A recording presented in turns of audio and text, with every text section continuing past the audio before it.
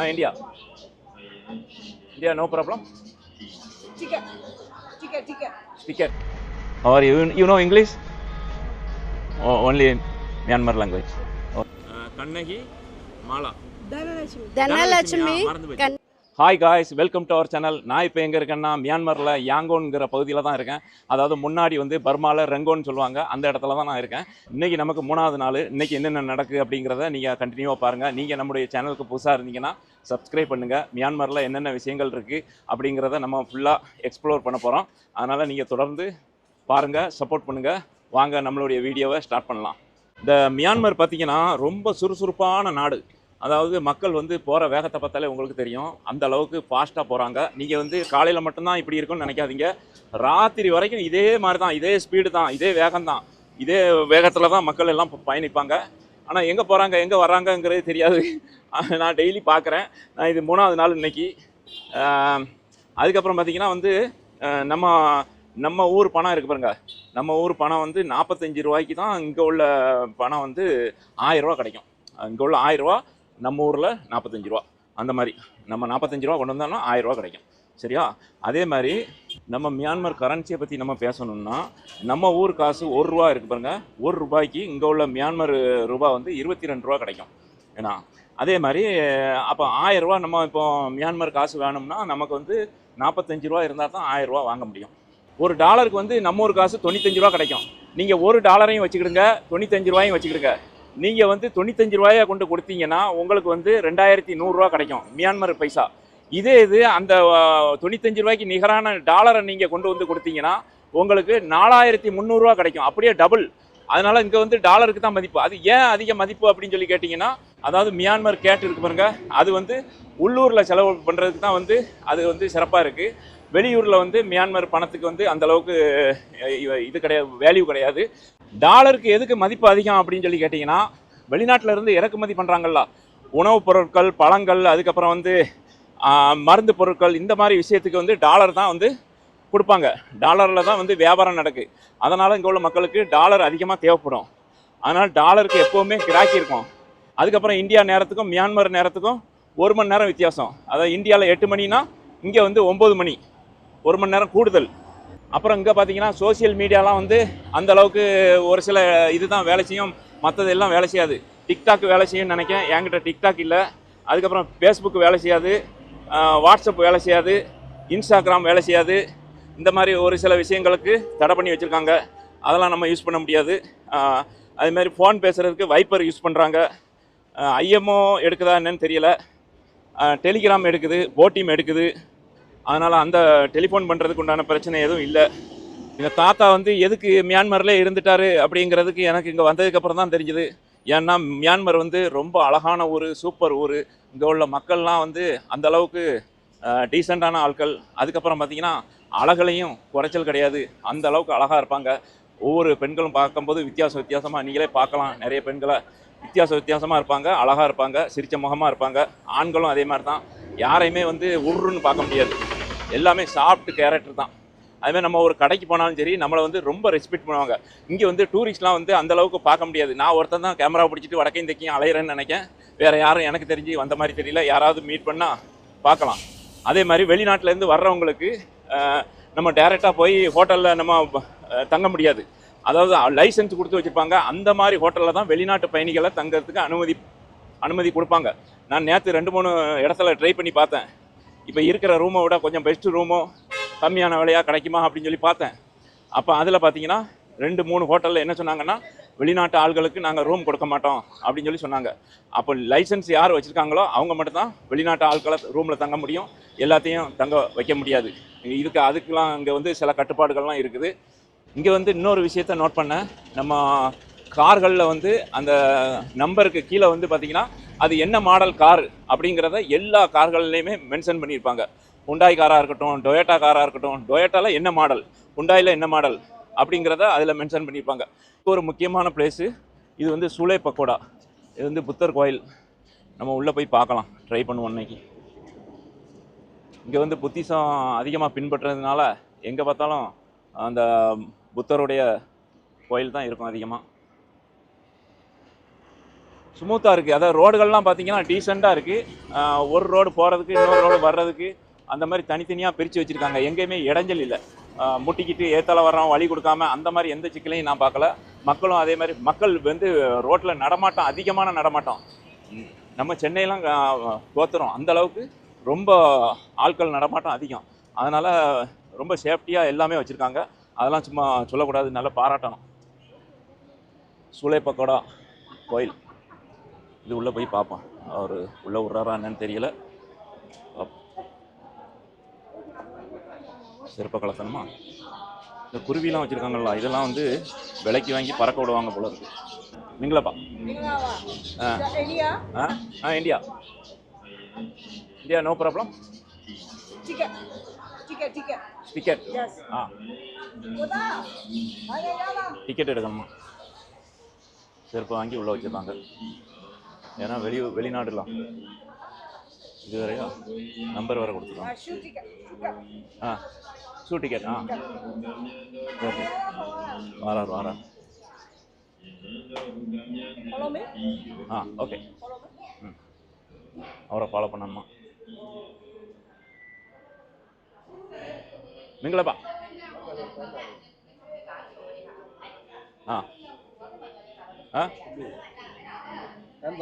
10,000. Okay. 10,000 ரூபா கொடுத்தாச்சு. சரி, பிரச்சனை இல்லை, வீடியோ எடுக்க எந்த பிரச்சனையும் இல்லை அப்படின்னு சொல்லிட்டாங்க. என்னெல்லாம் வச்சுருக்காங்க வெளியே இருந்தே பார்த்துட்டு போயிடுவோம். இது சில பூஜைக்கு உண்டான பொருட்கள் வச்சுருக்காங்கன்னு நினைக்கிறேன். சரி, ஓகே, நடப்போம். நிறைய பேர் இந்த முன்னாடி இருக்கிற இதெல்லாம் வச்சுருக்காங்க, அந்த காணிக்கை மாதிரி வச்சுருக்காங்க. அதெல்லாம் உள்ளே பார்த்தீங்கன்னா இது அவ்வளோ அந்த தங்கம்லாம் பூசின இதுதான். இப்போ பார்க்கறதுக்கே நல்லா பிரம்மாண்டமாக புதுசாக இருக்குது. அதாவது 3 விதமான புத்தர் சிலை இருக்குது. எல்லோரும் அங்கே வழிபடுறாங்க. இதை சுற்றி வரும், என்ன இருக்குதுன்னு பார்ப்போம். அதுக்கப்புறம் இங்கே ஒரு புத்தர் இருக்கார். இதுதான் கோபுரம், சூளை பக்கோடா ஒன்றுடைய கோபுரம். எல்லா இடத்துலையும் அதே புத்தர் சிலை தான் இருக்குது, சின்னது பெருசு. அது நம்ம வந்து உள்ளூர்காரனா வெளியூர்காரனா அப்படி பார்த்தோன்னே லேசாக தெரியுதுல்ல. அதனால் அங்கே பார்த்தோன்னே நம்மளை இந்தியாவா அப்படின்னு சொல்லி அந்த பொண்ணு கேட்டுருச்சு, கண்டுபிடிச்சிருது. அது அந்த பக்கம் ஒன்று பார்த்தோம். அதே மாதிரி இந்த பக்கம் ஒரு வாசல், 3 வாசல் இருக்குது. இங்கே ஒரு வாசல் இருக்கா, இதுவும் என்ட்ரன்ஸ் தான். இங்கேயும் அதே மாதிரி டிக்கெட்டு அது இது எல்லாம் வசூல் பண்ணுறாங்க. இங்கேயும் அதே மாதிரி. இங்கே வந்து வேறு மாதிரி இருக்க ஈத்தர் சிலையா இல்லை வேறு சிலையா தெரியல. இங்கேயும் உட்காந்து தியானம் பண்ணுறாங்க. பர்மா பொண்ணுகள் நல்ல கலை நயத்தோடு கட்டியிருக்காங்க. இதில் தான் வாக்கிங் பண்ணணுமா? சரி, இதில் நம்ம போவோம். இப்போ 2 இது பார்த்துட்டோம், இது 3வது இது. இந்த கோபுரம் அந்த ஃபோட்டோலாம் பார்க்கும்போது ரொம்ப சின்னதாக இருக்கிற மாதிரி இருக்குது. ஆனால் இது பெருசு, ரொம்ப பெருசு, உயரம், நல்ல உயரம். இந்த மாதிரி கோபுரங்கள் தான் மியான்மர் ஃபுல்லாக நம்ம பார்க்கலாம். இது 3வது என்ட்ரன்ஸு. இங்கே என்ன வச்சுருக்காங்கன்னு பார்க்கலாம்.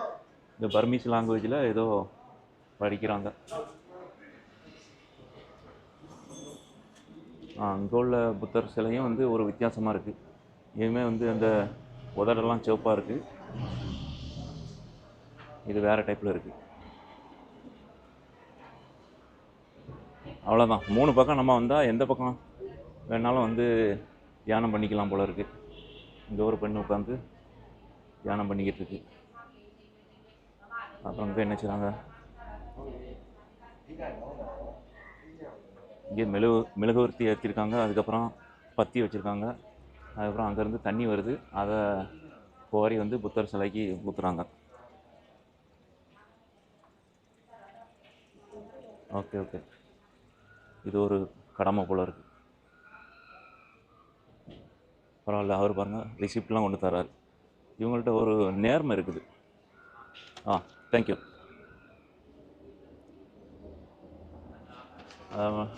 பைசா வாங்கிட்டு அந்தால விடாமல் கரெக்டாக ரிசிப்ட் கொண்டு தந்துட்டார். ஒவ்வொரு இடத்துலையும் ஒவ்வொரு ஆள் உட்காந்து தியானம் பண்ணிக்கிட்டு இருக்காங்க. இவர் ஒரு வகையாட்டு உட்காந்து தியானம் பண்ணுறாரு. கடவுள் பக்தி உங்களுக்கு ஜாஸ்தி.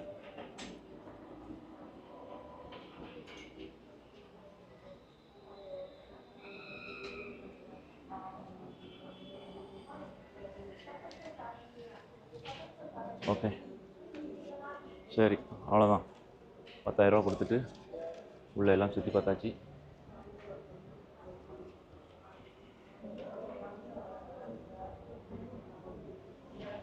ஓகே மங்களம், சரி வாங்க அப்படியே வெளியே போயிடுவோம்.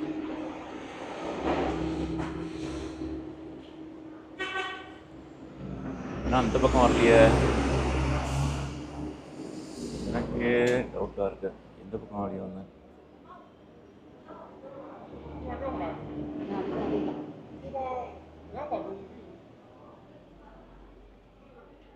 நாலு வாசல் இருக்குது போல இருக்குது. இது 4வது வாசல். நான் தப்பாக அதில் போகிறேன். எல்லாமே ஒரே மாதிரி இருக்கா, நமக்கு எங்கே போகணுன்னே தெரியல. இது என்ன வச்சுருக்காங்க பார்ப்போம். இந்த பக்கம் வாழைப்பழம் அதெல்லாம் வச்சுருக்காங்க. இதை வச்சு என்ன பண்ணுறாங்க தெரியல. இது விற்கிறதுக்கா இல்லை யாரும் கொண்டு வந்து வச்சுருக்காங்களா விற்கிறது? சேல்ஸ். this one sales.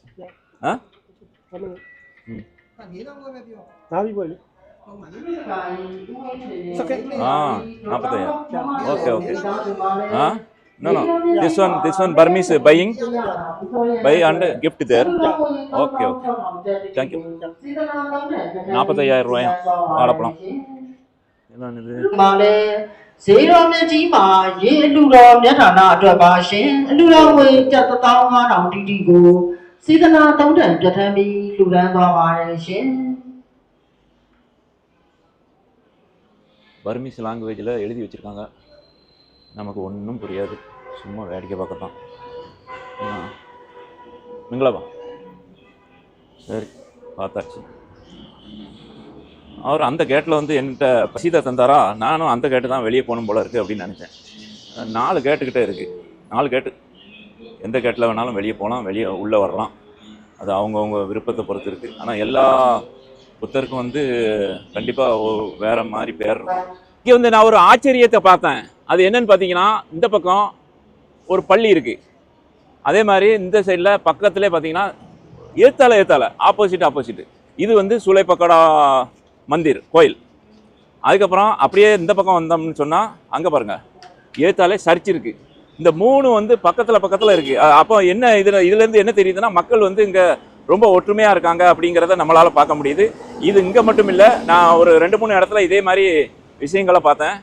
அப்புறம் இந்த லைனில் ஃபுல்லாக பார்த்தீங்கன்னா நம்ம ஒரு மாதிரியே இது பார்த்தோன்னே உங்களுக்கு தெரியும், கைரேகை அதுவும் பண்ணுவாங்க போல இருக்குது. அந்த கடைகள்லாம் இன்னும் ஓப்பன் ஆகலை, இனிதான் ஓப்பன் ஆகும் போல இருக்குது. அப்படியே அந்த சர்ச்சு என்ன சர்ச்சு அப்படிங்கிறத பார்த்துருவோம். 10,000 ரூபா தாளும் இந்த 5,000 ரூபா தாளும் மட்டும்தான் வந்து புதுசாக இருக்குது. மற்ற 500, 100 அதெல்லாம் பார்த்தீங்கன்னா ரொம்ப பழசு. அதாவது அதை மெதுவாக தான் தொடணும், கொஞ்சம் வேகமாக தொட்டுட்டா கூட அது கிழிஞ்சிரும். அந்த மாதிரி தான் இருக்குது அந்த தாள்கள்லாம். அந்த பொண்ணு தைரியமாக வருது, நம்ம பாருங்க பயந்து போய் நிற்கும். அதுக்கு எக்ஸ்பீரியன்ஸ் இருக்குது, நமக்கு இல்லைல்லாம். எங்கேருந்து எப்படி சாட்டிட்டு வருவாங்கன்னு தெரியல. பார்ப்போம், இன்னும் கொஞ்சம் நேரம் வெயிட் பண்ணுவோம். சரி, இப்போ ஓடிடலாமா? Right, okay. இப்போ இது ஏத்தால இதுக்கு ஒரு வரலாறு இருக்கும் கண்டிப்பாக. இது என்ன வரலாறு அப்படிங்கிறத பார்ப்போம். இது ஒரு பார்க்கு மாதிரி தெரியுது. அப்புறம் இங்கே வந்து பஸ்ஸு நிற்கிது, பஸ் ஸ்டாப்பு. இது வந்து சுதந்திர நினைவு சின்னம். அதாவது 1948 வந்து ஜனவரி மாதம் பர்மா வந்து பிரிட்டிஷ்காரங்கிட்ட இருந்து சுதந்திரம் வாங்கினப்போ இது வந்து அந்த நினைவாட்டு கட்டியிருக்காங்க. இதோட உயரம் பார்த்திங்கன்னா 155 அடி. நடுவில் வந்து அந்த குட்டி குட்டியாக சின்ன சின்ன தூண் மாதிரி தெரியுது பாருங்க, 5 தூண். அது வந்து 5 முக்கிய மக்களை வந்து ஒன்றா இருக்காங்க அப்படிங்கிறத வந்து குறிக்கிறதுக்கு உண்டான தூண் அப்படின்னு சொல்லி சொல்கிறாங்க. பார்ப்போம், நம்ம கிட்ட போய் பார்ப்போமா? அதில் வந்து நிறையா மியான்மர் லாங்குவேஜில் எழுதியிருக்காங்க. அந்த பார்க்கு பார்க்குறதுக்கு ரொம்ப சூப்பராக இருக்குது, நல்ல பீஸ்ஃபுல்லாக வச்சுருக்காங்க. எங்கேயுமே வந்து குப்பையோ ஏதோ இல்லை. ஆனால் அங்கங்கே கொஞ்சம் ஆட்கள் கொஞ்சம் பேர் இருக்காங்க. ஈவினிங் டயத்தில் வருவாங்க போல இருக்குது. காலையில் எங்கே மியான்மரே ரொம்ப பிஸியால் இருக்குது, எல்லாம் வேலைக்கு போயிடுவாங்கன்னு நினைக்கிறேன், வீடு. ஆனால் அதிகமான மக்கள் மியான்மரில் வந்து வெளியில் தான் சாப்பிட்றாங்க. ஸ்ட்ரீட் ஃபுட்டு வந்து எக்கச்சக்கமான ஸ்ட்ரீட் ஃபுட்டு இருக்குது. அவங்களுக்கு சமையல் பண்ண நேரம் இல்லையா இல்லை என்ன ஏது அப்படின்னு எனக்கு தெரியல. ஆனால் நிறைய மக்கள் வந்து வெளியே தான் வாங்கி திங்கிறாங்க, காலையிலே ஸ்டார்ட் பண்ணுறாங்க. இந்த இருக்கு பாருங்க, குட்டி குட்டியாக சின்ன தூண் இருக்குது. இதில் வந்து அந்த பர்மீஸ் லாங்குவேஜில் எழுதியிருக்காங்க. அதுக்கப்புறம் சிங்கம் சிலை அதுவும் அங்கங்கே சுற்றி இருக்குது. இங்கிலீஷில் எழுதியிருந்தால் ஓரளவுக்கு படிக்க வசதியாக இருக்கும், இங்கிலீஷில் இல்லை. இதை பார்த்தோன்னா உங்களுக்கு ஞாபகம் வருதா, இது வந்து நம்ம ஊரில் உள்ள ஹைகோர்ட்டு மாதிரி இங்கே உள்ள பழைய கோர்ட்டு போல் இருக்குது. சூப்பராக இருக்குது இந்த பார்க்கு. மியான்மரில் உள்ள பில்டிங்கு பாருங்கள், உயரமான பில்டிங்கு. இந்த கோர்ட்டை பார்த்தா நமக்கு வந்து இந்த இது ஞாபகம் வரும், அதாவது சென்னை சென்ட்ரல், அதுக்கப்புறம் சென்னை ஹைகோர்ட்டு. அது இதுவுமே வந்து இங்கே பிரிட்டிஷ்காரங்க வந்து 1911 வந்து கட்டப்பட்ட கோர்ட்டு, இது பழைய கோர்ட்டு. அந்த கடிகாரம் இருக்குது பாருங்கள், இதை பார்த்தாலே தெரியும் நம்ம ஊரில் உள்ள இதுக்கும் இங்கே உள்ள இதுக்கும் வந்து ஒற்றுமை இருக்குதுன்னு சொல்லி. ஏன்னா இங்கேயுமே வந்து பிரிட்டிஷ்காரங்க ஆட்சி தான் இருந்திருக்கு, அதிலிருந்து அவங்களுக்கு சுதந்திரம் கிடச்சிருக்கு. இந்த சர்ச்சினுடைய பேர் வந்து இம்மானுவேல் பாப்டிஸ்ட் சர்ச்சுன்னு சொல்கிறாங்க. இது வந்து 1885 காலகட்டத்தில் வந்து அமெரிக்காவில் உள்ள மிஷனரிகளால் வந்து இது கட்டியிருக்காங்க. அதுக்கப்புறம் பார்த்திங்கன்னா 2ஆம் உலகப் போரில் வந்து இது வந்து சேதமடைஞ்சு போச்சான்.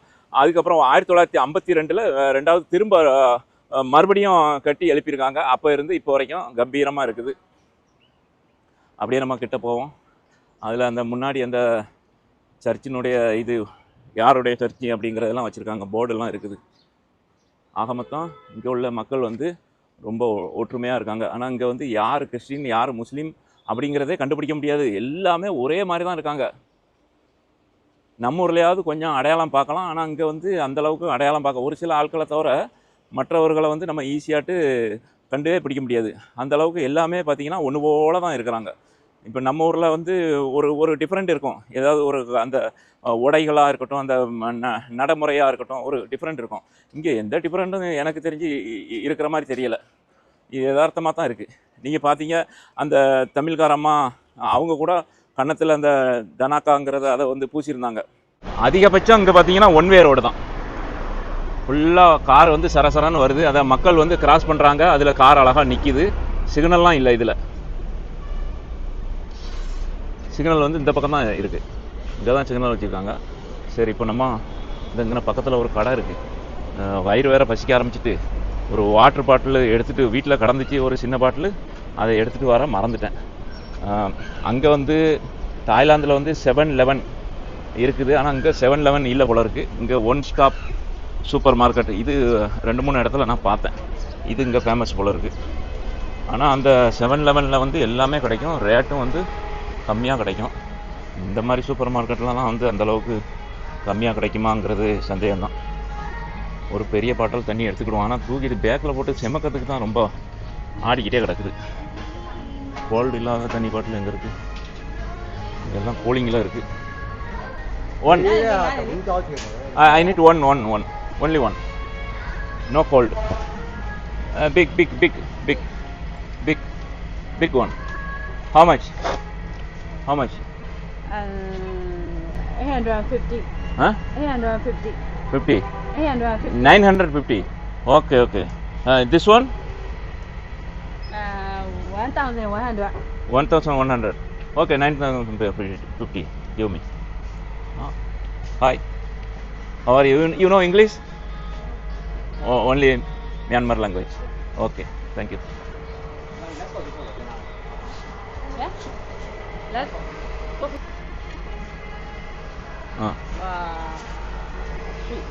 Moinga. Here. There. Huh? Yeah. Okay. சுத்துறான். ஓகே. இங்கே வந்து ஒரே அரபி வாயில் வந்துக்கிட்டே இருக்குது. இது உள்ளே இருக்குங்கிறது இங்கே இருக்குது மொய்ங்கா. Super street food. மொய்ங்கா வந்து நான் மெட்ராஸில் சாப்பிட்ருக்கேன். எங்கே தெரியுமா? IOC, அதுக்கப்புறம் வந்து இந்த கோர்ட்டுக்கு பின்னாடி அந்த நேதாஜி நகர், இந்திரா நகர்லாம் இருக்கும்ல, அங்கே சாப்பிட்ருக்கேன் மொய்ங்கா, செம்மையாக இருக்கும். இங்கே சாப்பிட்டு பார்ப்போம். மொய்ங்கா எங்கே காய்ச்சுறாங்க, சரி எங்கே செய்கிறாங்க? ஃபுல்லாக ஸ்ட்ரீட் ஃபுட் தான்.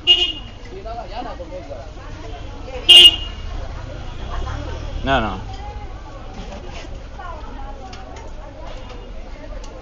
சரி, எல்லாம் உட்காந்து சாப்பிட்டுட்டு இருக்காங்க. பரவாயில்ல, நம்மளும் உட்காந்துட வேண்டியதான் ஒரு சீட்டை பார்த்து. இந்த உள்ளே வந்து தீக்கங்கு மாதிரி போட்டு வச்சுருக்காங்க. அதில் அந்த வாசு, அதுக்கப்புறம் அது என்ன கறின்னு தெரியல, அதெல்லாம் அப்படியே ஃப்ரை ஆகுது. நான் அந்த பக்கம் ஒரு கடை பார்த்தேன், அதில் போய் பார்ப்போம். ஒவ்வொரு என்ட்ரன்ஸ்லேயும் வந்து அந்த ஸ்ட்ரீட் நம்பர் கொடுத்துருக்காங்க. இது வந்து 36வது நம்பர். அந்த சைடு போயிடுவோமா?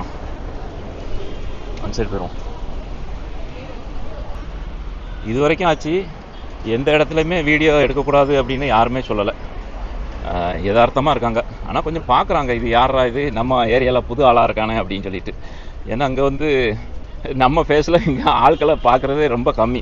இங்கே உள்ளூர்வாசி, இங்கே நம்ம தமிழ்காரங்க இருக்காங்க, ஆனால் அவங்க வந்து பர்மா கலாச்சாரப்படி தான் அவங்க ட்ரெஸ்ஸு, அவங்களுடைய ஸ்டைலு, வாயில் வெத்தலை, பல்லெல்லாம் சிகப்பு, அப்படி தான் இருக்குது. இதுதான் அந்த மொய்ங்கா கடை. இதில் சாப்பிட்டு பார்ப்போம், இன்றைக்கி ட்ரை பண்ணுவோம். மொய்ங்கா மொய்ங்கா சாப்பிட்டான். ஓகே, இங்கே உட்காந்து சாப்பிட்டியான்னு கேட்குறாங்க போல இருக்கு. ரைட்டு, இன்னும் உட்காந்துருவோம். அப்பா தண்ணி எங்கே வச்சாச்சு. மொய்ங்கா வரட்டும். இந்த பாட்டி எப்படி செய்யுதுன்னு பார்ப்போம். பாட்டி என்ன செய்கிற? மொய்ங்கா மொய்ங்கா போடு, போடுங்க.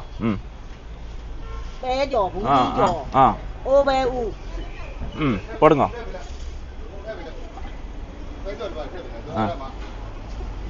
भैया हिंदी हिंदी मालूम, इंग्लिश don't know.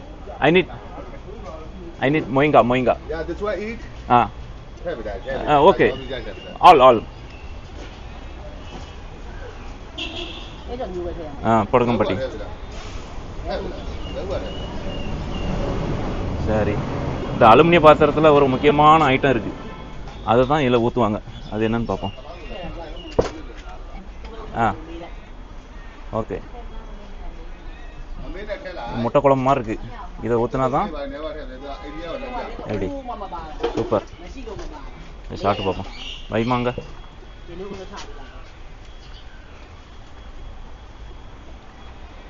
தேங்க்யூ.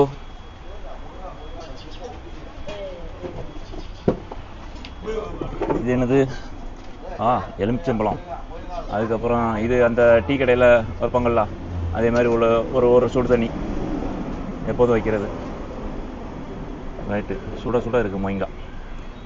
மெட்ராஸில் சாப்பிட்ருக்கேன் மொய்ங்கா, அத்தோ, சூப்பராக இருக்கும். அந்த கையில் போட்டு நல்லா பிணைஞ்சி கொடுப்பாங்க, ஜம்முன்னு இருக்கும். இங்கே எப்படி இருக்குன்னு பார்ப்போம்.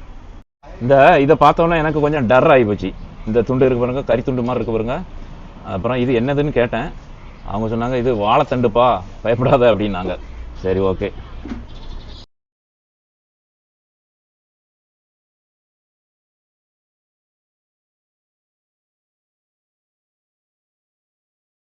ஸ்ட்ரீட் ஃபுட்டாக இருந்தாலும் அவங்க வந்து இந்த கொசு வலை மாதிரி போட்டு பாதுகாப்பாக வச்சுருக்காங்க. அதாவது ஈ எதுவும் வராமல் இருக்கிறது மாதிரி, கொசு வராமல் இருக்கிறதுக்கு நல்ல பாதுகாப்பாக தான் வச்சுருக்காங்க. இது எவ்வளோன்னு பார்ப்போம் இப்போ.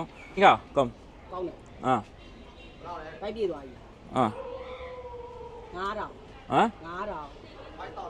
5,000.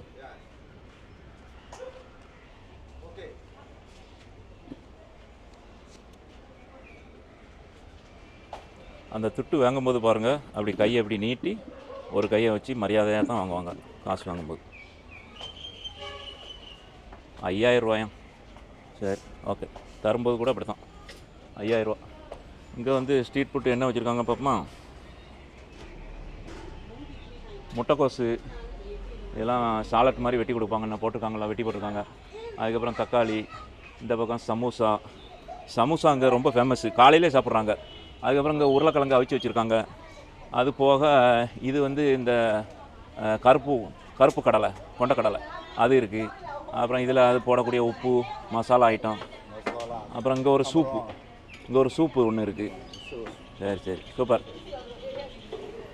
ஓகே. ம் சரி போவோம், நம்ம அடுத்த கட்ட நடவடிக்கையை பார்ப்போம். அக்கா நீங்கள் தமிழா? வணக்கம் வணக்கம். நீங்கள் இந்த பக்கம் வாங்க. சும்மா எப்படி இருக்கீங்க? நல்லா இருக்கீங்களா? உங்களுக்கு இந்தியா போயிருக்கீங்களா நீங்கள்?